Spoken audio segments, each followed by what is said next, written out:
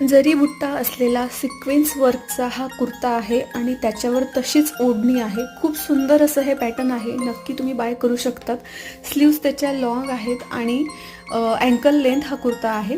तर खूप सुंदर आहे. ओढणी पण एकदम मस्त आहे, खूप लॉंग अशी मोठी. आणि हे पॅटर्न आहे जरी वोवन. तर खूप सुंदर असं आहे, एकदम कम्फर्टेबल असा ड्रेस आहे. आणि पर्पल कलरवरती गोल्डन सिक्वेन्स ते इतकी सुंदर दिसत आहेत ना, तर काय सांगू तुम्हाला.